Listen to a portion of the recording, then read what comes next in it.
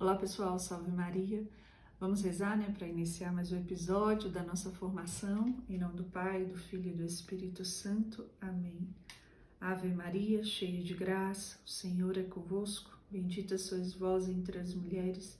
Bendito é o fruto do vosso ventre, Jesus. Santa Maria, Mãe de Deus, rogai por nós, pecadores, agora e na hora de nossa morte. Amém. Ó Maria concebida sem pecado, rogai por nós que recorremos a vós. Em nome do Pai, do Filho e do Espírito Santo. Amém. Então, pessoal, nós sempre começamos falando da mulher, do episódio, falando daquilo que ela tem de especial, por que nós a escolhemos, para estar falando aqui na série Mulheres da Bíblia. E a mulher que nós iremos falar hoje, não há dúvidas que ela foi realmente muito especial na história da salvação. O seu nome está escrito em um dos 46 livros da Bíblia. É o 8º livro do Antigo Testamento, E o nome dela é Ruth. Ruth tem nada mais, nada menos do que um livro do Antigo Testamento no seu nome. Só de um nome de uma mulher ser citado na Bíblia, algo de muito especial ela teve.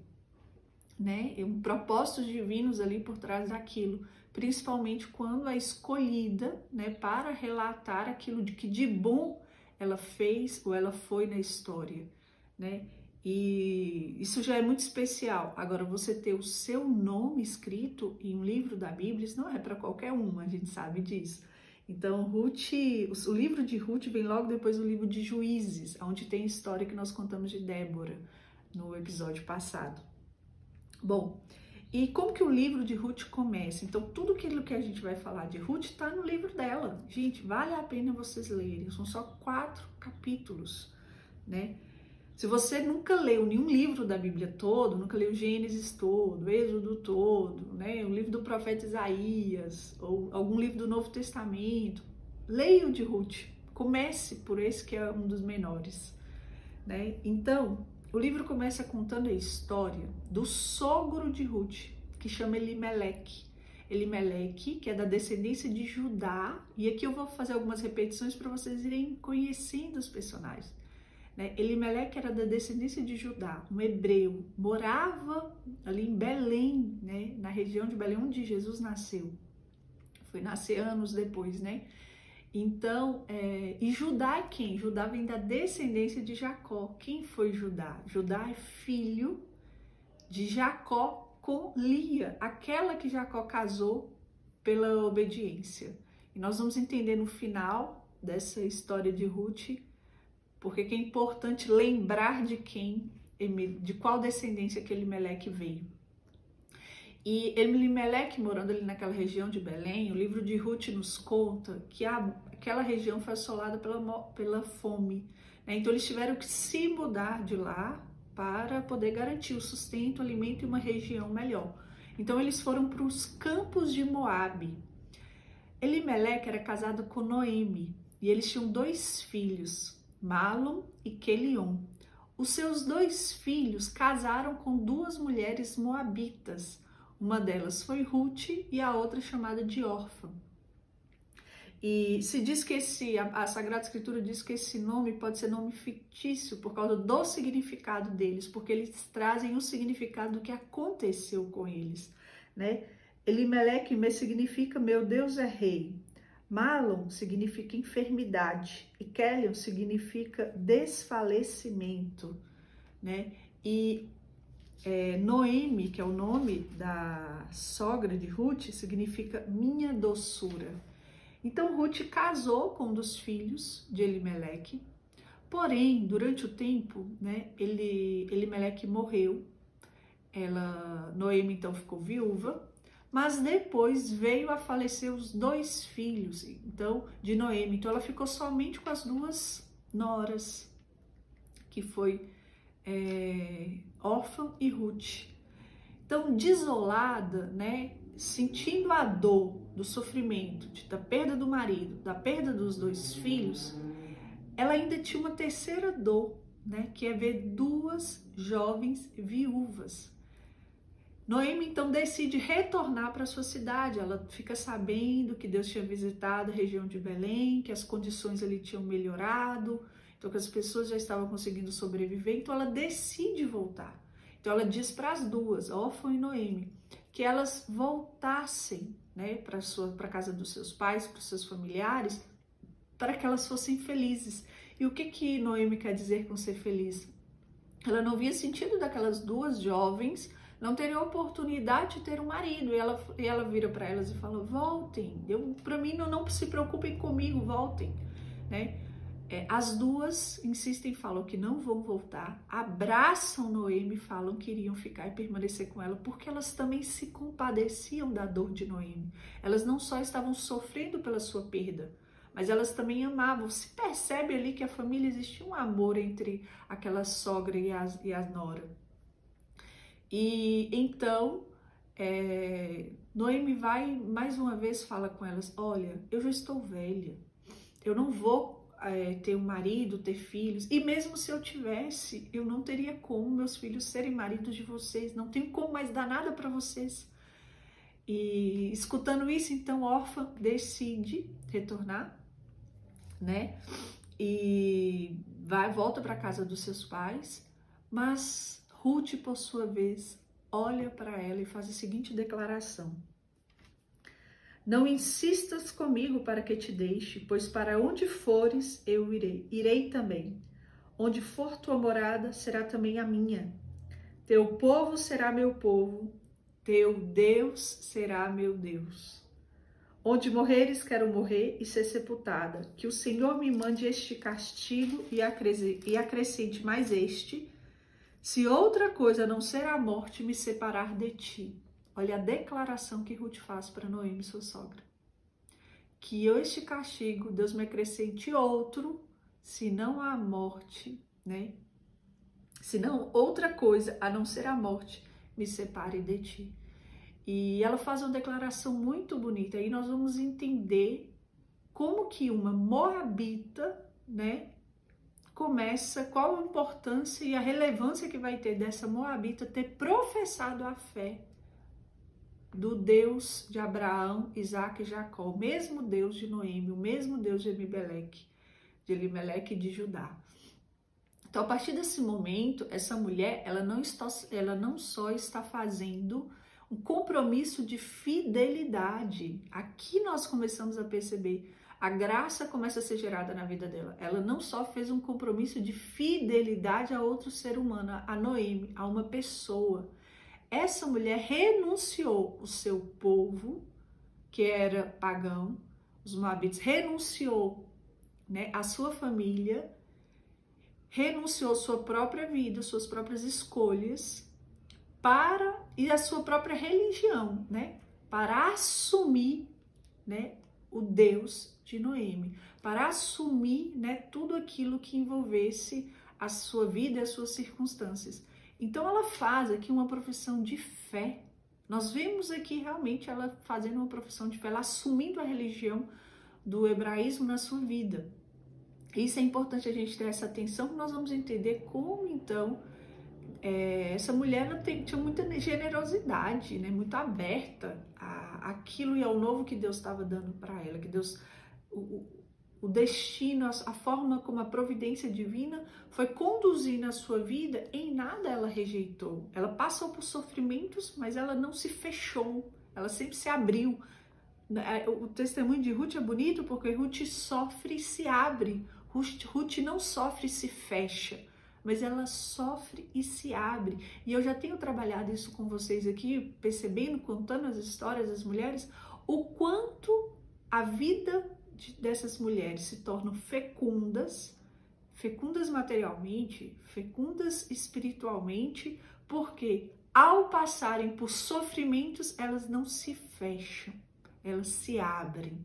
E esse abrir, Deus vê ali uma generosidade e as cumula de graças em todos os sentidos, né? Então, elas fazem essa mudança, saem da região dos campos de Moabe, né? Uma judia, Noemi, e uma moabita, Ruth, e retornam, né, e vão para a região de Belém. Quando chega na região de Belém, Noemi ainda um pouco amarga, ainda mais chegando, ela saiu com o marido e 2 filhos, ela chega ali sem o marido e sem o filho, apenas com a sua nora. Então as pessoas vão até ela e chamam de Noemi. Noemi significava doçura. Ela pede que não a chame mais de Noemi, mas de Mara, né? Ou seja, amarga, que era a dor que ela estava sentindo. Mas Deus foi transformando, né, esse coração com todo o amor e generosidade de Ruth. Chegando lá, Ruth então diz a sua, porque elas chegaram sem nada, ela diz à sua sogra, pede autorização para ela ir trabalhar, e olha que interessante, né? Em tudo Ruth vai pedindo autorização a ela, para ela ir trabalhar nos campos ao redor de plantação de milho, para ela poder respigar, ela usa esse termo, e respigar significa pegar os resquícios dos milhos, das sobras que iam caindo dos ceifadores. Então Noemi abençoa e deixa ela ir. Providencialmente, ela vai parar nos campos de plantação de um homem chamado Boaz. Quem conhece a Sagrada Escritura sabe de quem eu estou falando, né? Boaz é citado no livro de Mateus, primeiro capítulo. Então, ali Ruth vai e começa pede autorização, eles deixam e ela começa a colher, respigar ali.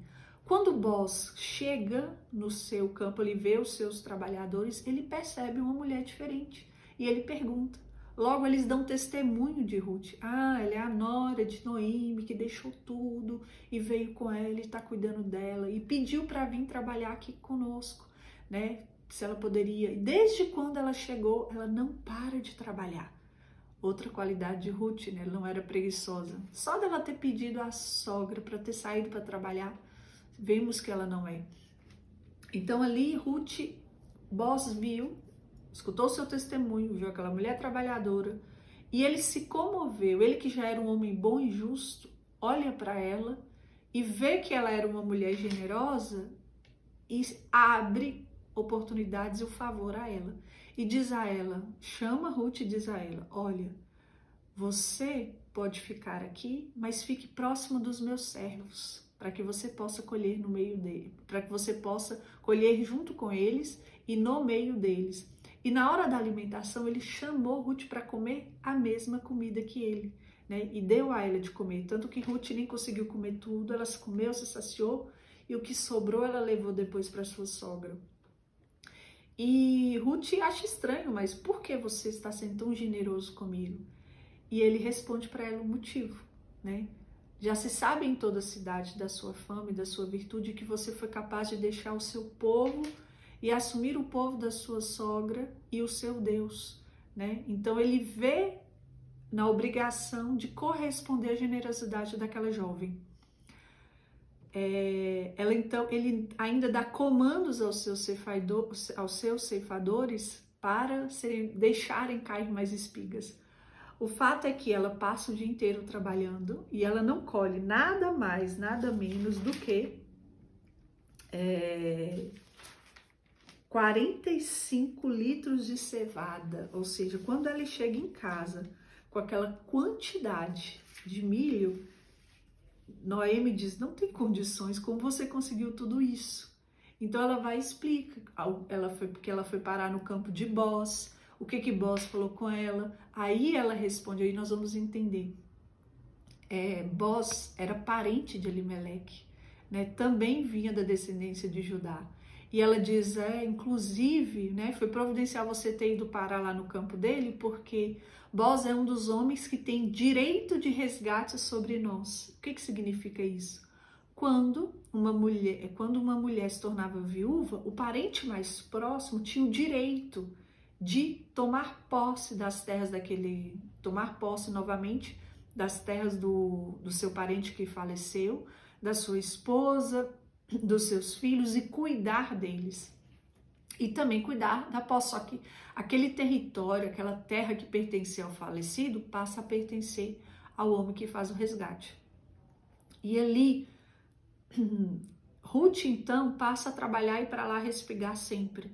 Só que Noemi ainda estava com o coração fechado e ela via a nora dela vivendo como solteira, como uma impossibilidade dela ser feliz. Noemi então vai e aconselha a Ruth a se casar com Boaz, né? Elas têm depois vocês leem nessa Sagrada Escritura, tem toda uma forma que ela orienta ela de se aproximar. Ruth, então, fala com Boaz, que estava disponível para se casar com ele, se ele não gostaria de fazer o resgate da família. E esse ato de Ruth comove Boaz, por quê? Ele diz para ela a seguinte frase: a sua atitude agora, ela é mais generosa do que a primeira de ter vindo, porque você não só veio cuidar de Noemi, mas com essa atitude e essa abertura em se casar comigo, você vai dar para Noemi uma descendência. Você vai conceber com que o nome dela não seja apagado e que ela tenha uma descendência. Então esse ato comove muito Boaz, só que ele, sendo homem justo e honesto, diz para ela o seguinte: olha, existe um outro fulano que era mais próximo na parentela com Elimeleque. Então, ele tem o direito primeiro do que eu. Mas eu vou tentar resolver isso, vou fazer tudo como você me pediu. E diz isso a Ruth. Então, ele vai até esse fulano, chama algumas testemunhas e diz: olha, Noemi está viúva, gostaria de saber se você deseja fazer o resgate dela, né, da sua família, dos seus bens. Ele vai e diz que aceita, só que ele diz: mas para você fazer isso, você vai ter que se casar com Ruth. Então ele vai e diz: se as condições são essas, eu prefiro não fazer, por questões de negócio, senão ele teria que dividir a sua herança. Boaz, então, diante daqueles testemunhos, diz: olha, então, eu, como segundo parente mais próximo, vou fazer o resgate, e vocês são testemunhas que o parente mais próximo disse não, né? Então, Boaz vai, cumpre a promessa, se casa com Ruth e eles têm um filho que eles vão dar o nome de Obed, né? Quem é Obed? E aqui que entra, nós vamos entender a importância também da história de Ruth.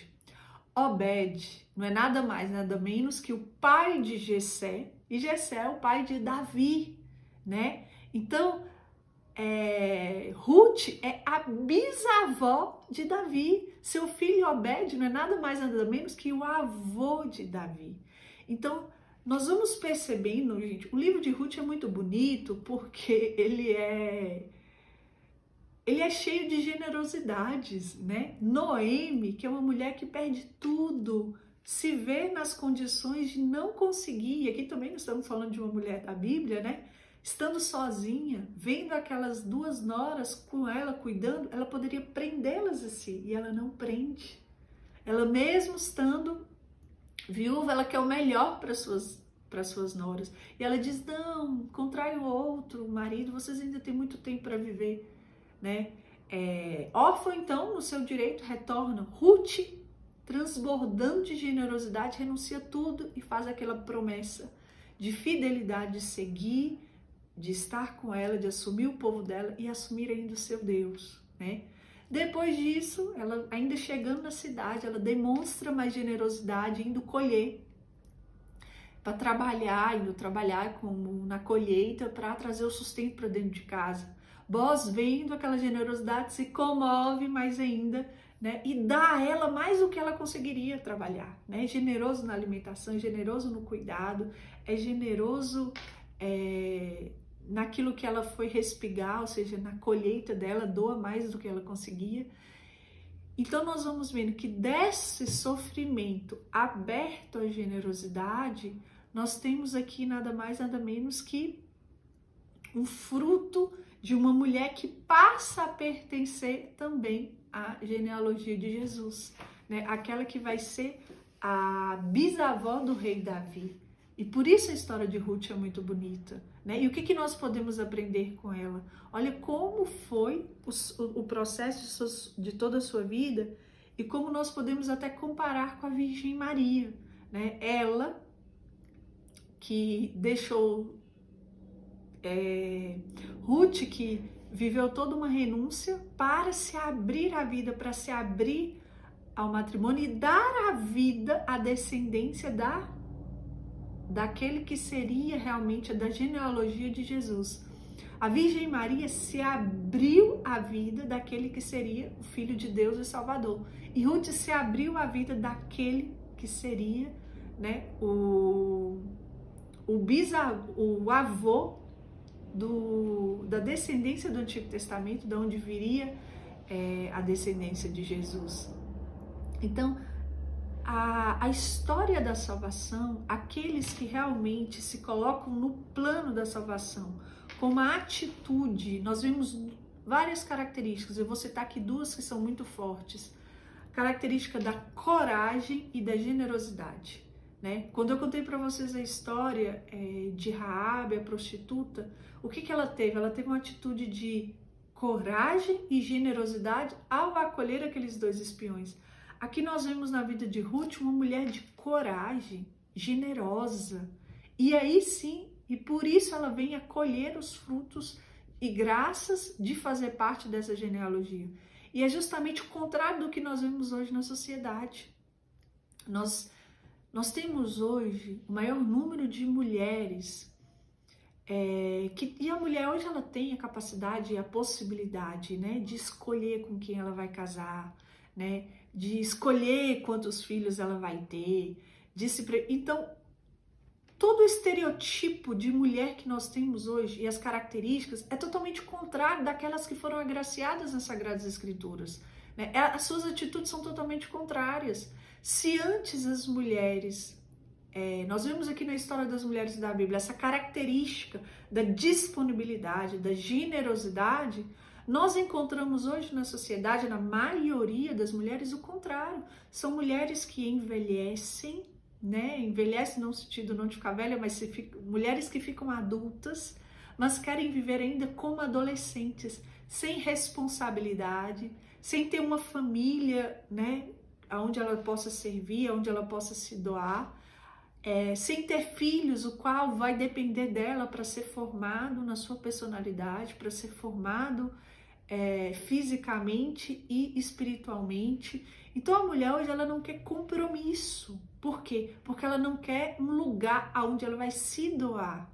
A mulher ela quer ter marido, ela quer ter filho, ela quer ter emprego, mas ela não quer, muitas das mulheres hoje não querem ser esposa, ser mãe, ou seja, esse se doar generosamente para que Deus cumpra ali naquela família um propósito divino e gerem homens e mulheres santos que farão parte, ou seja, agora dessa nova Jerusalém, né? Nova Jerusalém, não, Nova Jerusalém é o céu, né? Desse novo plano de salvação que é a igreja, né? Mulheres que se doam, fazem da sua casa uma igreja doméstica para que ali seus filhos sejam gerados na fé.